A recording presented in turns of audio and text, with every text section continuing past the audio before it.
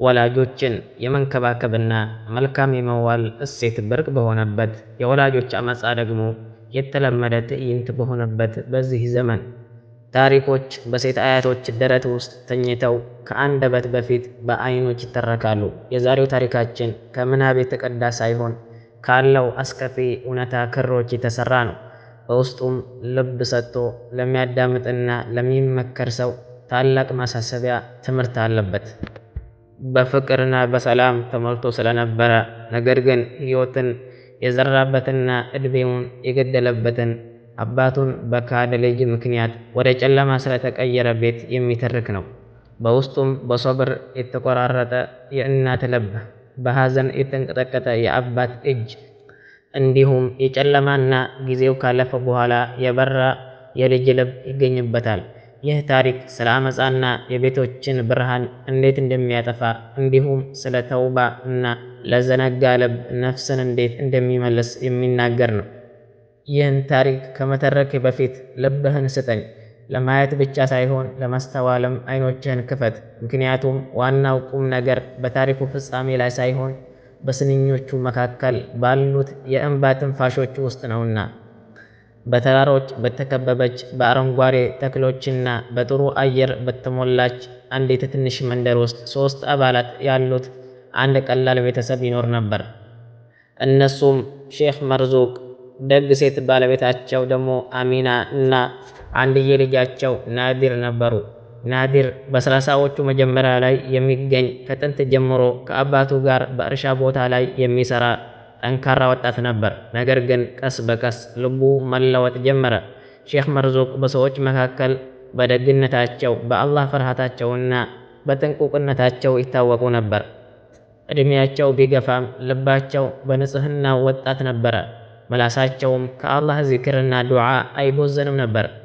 አሚና ደግሞ በዙሪያዋ ላለው ሰው ሁሉ መልካምን የምትወድ፣ ልጇን ናድርን እጅግ በጣም የምታፈቅር፣ እሱንም ከአላህ በመቀጠል የዓይኗ ማረፊያና የዚህ ዘመን ደጋፊዋ አድርጋ የምታየው እናት ነበረች። ናዲር በእሴቶች በተሞላ አካባቢ ውስጥ አደገ።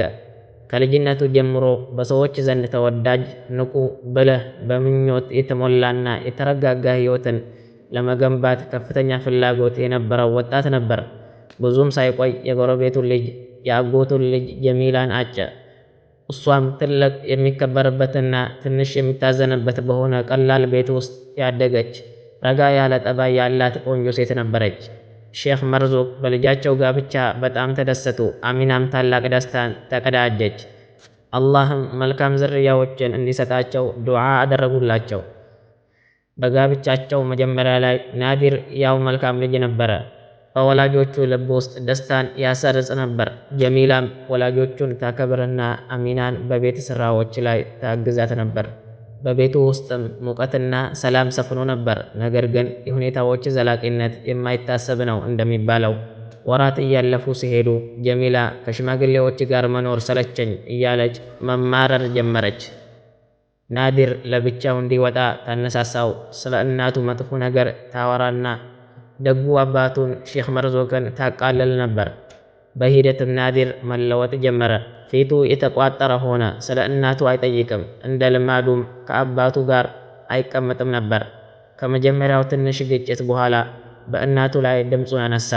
በሚቀጥለው ምሽት አባቱ በቤቱ ግቢ ውስጥ እየሰገደ ሳለ ሕይወትህን በሰዎች ችግር ውስጥ ማባከንህ አልበቃህም እያለ ጮኸባቸው። ሼህ መርዙቅ በጸጥታ ተመለከቱትና በተረጋጋ ድምፅ ልጄ ሆይ ድምፅህን አታንሳ፣ በአባት ላይ ድምፅን ማንሳት አመፅ ነው፣ አላህም ከዚህ ከልክሏል አሉት። ነገር ግን ይህ ናድርን አልገደበውም። ይልቁንም ክፋቱ እየጨመረ መጣ። ጨለማውም በዚያ ደግ ቤት ውስጥ ይሰርጽ ጀመር። ጊዜ እያለፈ ሲሄድ ናዲር ወላጆቹ እርሱ ከተወለደበት ጊዜ ጀምሮ በኖረበት አሮጌ ቤት ውስጥ መኖራቸው ደበረው። ባለቤቱ ጀሚላም በአሚና ላይ ያላትን መማረር ማሳየት ጀመረች። የእሷ መኖር ነፃነቷን እንደሚገድበው ትናገር ነበር። ድምጿን አታነሳም። ነገር ግን በልቡ ውስጥ ከዚህ በፊት የማያውቀውን ጥላቻ ለመቀስቀስ ለባሏ በሹክሹክታ ትነግረው ነበር።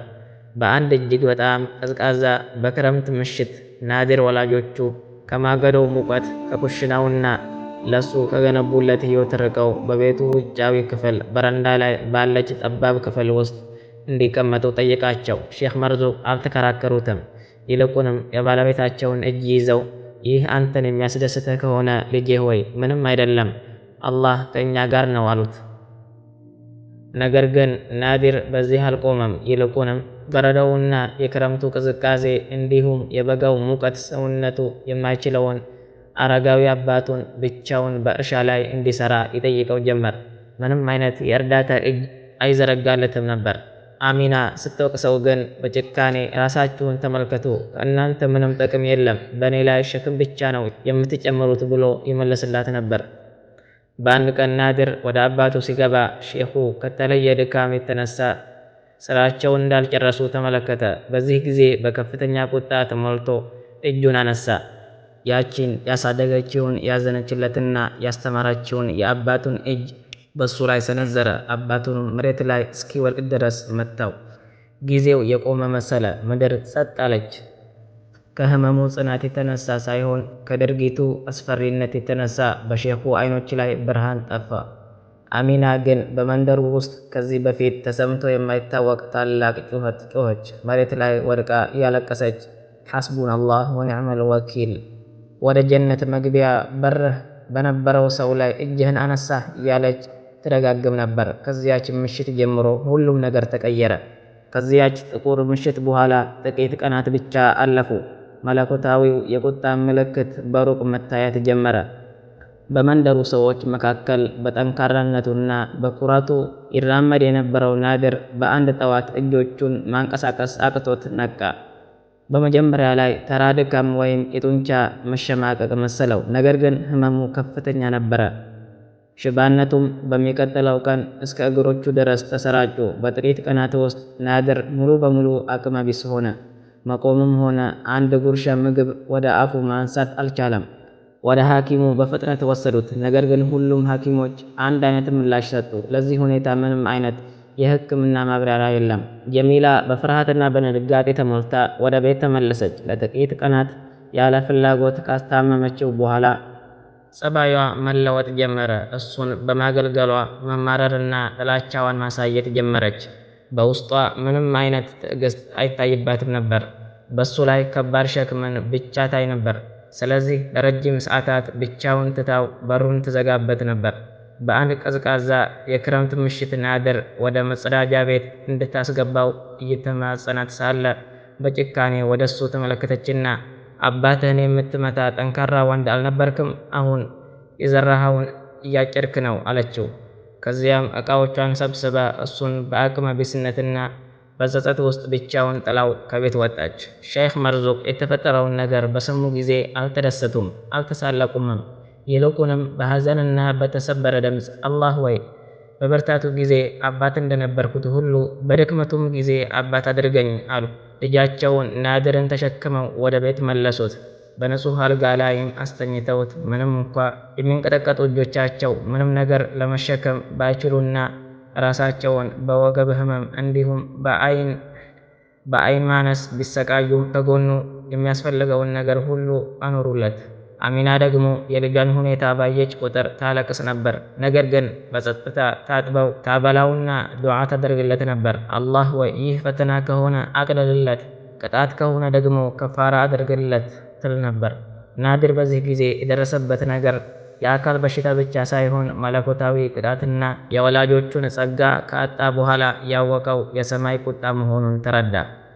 ወራት በጣም በዝግታ አለፉ። ናዲር ምንም ማድረግ የማይችል ሆኖ በአልጋ ላይ ተኝቶ ነበር። አባቱ ሼህ መርዙቅ የተዳከመ አካላቸውን እየታገሉ እርሱን ለማብላት ወይም ውሃ ለማዘጋጀት ሲደክሙ፣ እናቱ አሚናም በእርሱ ሁኔታ ላይ በከፍተኛ ሐዘን ስታለቅስ ይመለከት ነበር። ናዲር ከዝንጉነቱ መንቃት ጀመረ። ሌሊትና ቀን ማልቀስ ያዘ። ይህንንም ቃል ከመድገም አይቦዝንም ነበር። አላህ ወይ ይቅር በለኝ፣ አባትና እናቱንም በደልኳችሁ፣ አመፀኛና ካሪ ነበርኩኝ፣ ይቅር በሉኝ እያለ መጮህ ጀመረ። በአንድ ቀን ሼህ መርዙቅ የልጃቸውን እጅ ያዙና በአይኖቹ ውስጥ በእዝነት እየተመለከቱ ልጄ ሆይ ምናልባት የደረሰብህ ነገር ወደ አላህ ከመመለስህ በፊት ከወንጀልህ እንዲያጠራህ ከአላህ የተሰጠህ እዝነት ሊሆን ይችላል። እኛማ ከመጀመሪያዋ ከዓይንህ ከፈሰሰችው የእንባ ጠብታ ጀምሮ ይቅር ብለንሃል። ናድር በከፍተኛ ሁኔታ አለቀሰ። በልቡም ውስጥ ታላቅ የኀፍረት ስሜት ያዘው። ነገር ግን ከዚህ በፊት አውቆት የማያውቀውን የመረጋጋት ስሜት አገኘ። ከዚያ ቀን ጀምሮ ቤቱን በቁርአን ድምፅ ይሞላው ጀመር። ዚክር ማብዛትና ወላጆቹ ቁርአን እንዲቀሩለት ከዲኑ ያመለጠውንም እንዲያስተምሩት ይጠይቃቸው ነበር። የመንደሩ ሰዎች በዚህ መለወጥ ይደነቁ ነበር። እንዲያውም አንዳንዶቹ እዩት፣ በአንድ ወቅት ከወላጅ አመፀኞች አንዱ ነበር። ነገር ግን አላህ ለአንድ ባሪያ መልካምን ሲሻለት እንዲህ ነው ይሉ ነበር። በአንድ የፈጅር ወቅት ሼኽ መርዙቅ እየሰገዱ ሳለ ናዲር ከአልጋው ላይ ሆኖ ቁርአን ሲቀራ ሰሙት። የቁርአኑም ትርጉም እንዲህ ይል ነበር። አላህ ሆይ በልጅነቴ ተንከባክበው ያሳደጉኝን ወላጆቼን እዘንላቸው ይል ነበር። በዚያው ምሽት አሚና ቁርአን ያነበበችለት ሳለ የናዲር ትንፋሽ ጸጥ አለ። በቦታውም ታላቅ ሰላም ሰፈነ። ሼኹ ወደ ልጃቸው ተጠጉ። በፊቱ ላይ ትንሽ ፈገግታ እንዳለና ሩሑም አካሉን እንደተለየችው ተመለከቱ። ሼኹም አሚናም አለቀሱ። ነገር ግን የዚህ ጊዜ እንባቸው የውዴታና የደስታ ነበረ። ምክንያቱም ናድር እውነተኛና ቅን ተውባ ካደረገ በኋላ ነው የሞተው። ታሪኩን ለሰማው ሰው ሁሉ የማይረሳ ታላቅ ትምህርት ትቶ አለፈ።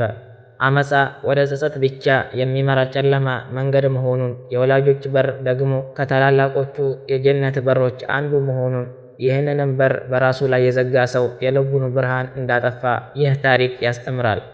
የወላጆች አመፃ ከታላላቅ በደሎች አንዱ ሲሆን ወላጆችን መንከባከብ ደግሞ ከታላላቅ የእዝነት በሮች አንዱ ነው። ሌት ቀን ሳይሉ ለፍተው ላሳደጉት ወላጆች ላይ እጁን ባነሳ ጊዜ አላህ ጥበቃውንና እዝነቱን ከሱ ላይ ያነሳል። ስንት አመፀኛ በኃያልነቱ ኖሮ ተዋረደ። ስንት ወላጆቹን የሚንከባከብ ደግ ደግሞ በደህንነቱ ኖሮ ከበረ። ከተበደለ አባት ልብ የሚወጣ ዱዓ ተራራዎችን ሊያናውጥ ይችላል። ታዲያ በአመፀኛ ልጅ ላይ ቢሆን እንዴት ይከብዳል! ስለዚህ ወላጆችህ እንዲደሰቱ እንጂ እንዲያዝኑብህ ምክንያት እንዳትሆን ተጠንቀቅ። በእነሱ ውዴታ ውስጥ የስኬት ምስጢር አለ። በእነሱ እንባ ውስጥ ደግሞ የማይቻል ቁጣ አለና። አላህ ይጠብቀን።